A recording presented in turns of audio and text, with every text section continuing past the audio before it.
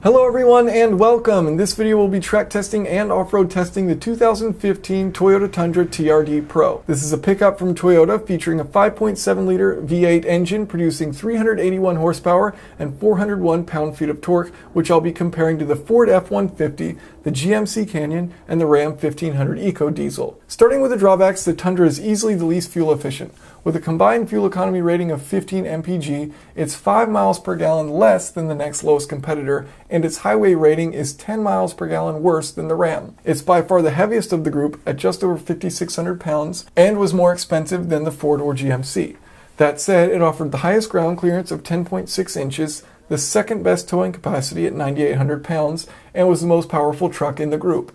It's also the most orange truck tested. Check out the video description for videos of the compared models. So checking for visibility out the front and to the sides, very good. These are large mirrors, so plenty of visibility.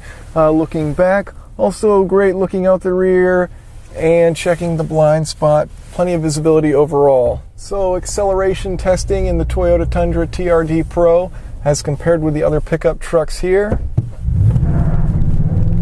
You do get a little wheel spin when you put your foot down, and it does launch pretty well once you get up there. You know, this is a pretty heavy vehicle, but once it gets into those higher RPMs, it does have a good amount of power, and as long as it has traction, it'll put it down and you'll accelerate pretty well. So we'll go ahead and test the reverse of this. We've got our screen there to see how we're doing. Try and back up into the section with Herman the dinosaur. How are you doing, Herman? A little tap. Not too bad in reverse, and we will now test its handling on the slalom. If that doesn't give you a clue as to how it will do. So about 25, and we're going to welcome the understeer. Unbelievable amount of understeer. Very hard to keep this thing going the proper direction. I'm at a pretty low speed too, about 25, and it's struggling. So we'll go and get our brake test from 40, a little bit over 50 feet, but it did come to a controlled stop. That said, there was quite a bit of vibration in the brake pedal as the ABS interfered, and we'll get a nice little slide in here, or just understeer a ton.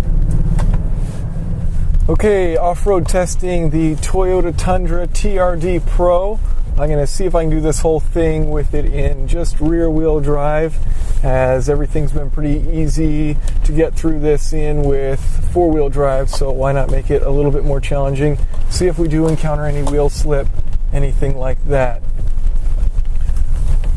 Of course, this has an immense amount of suspension travel, plenty of clearance, big all-terrain tires, so this is really nothing for the Toyota Tundra TRD Pro, but we'll see if we can get to slip a little bit in some of these muddy holes here, or if it's no fuss.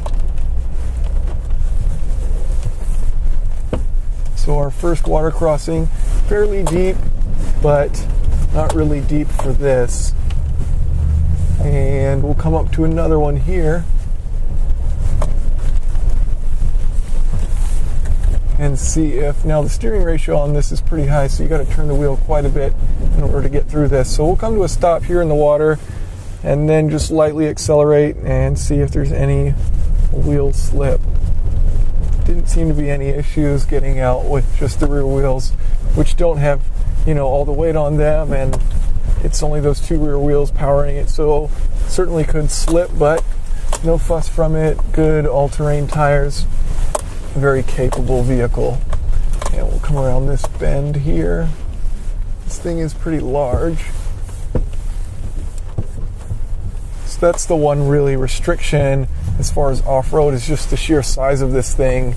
You know, clearance and like overhead clearance, and then if it's too wide to get through certain areas, or perhaps too long to navigate around a certain corner. But overall, it's incredibly capable in this kind of environment. The one drawback, of course, being that it doesn't have a locking rear differential. It does have an automatic electronic acting rear differential, but aside from that, very capable with the setup. Simple physics, you know, large tires, lots of suspension travel, plenty of ground clearance, and you know, it's pretty hard to stop something like this.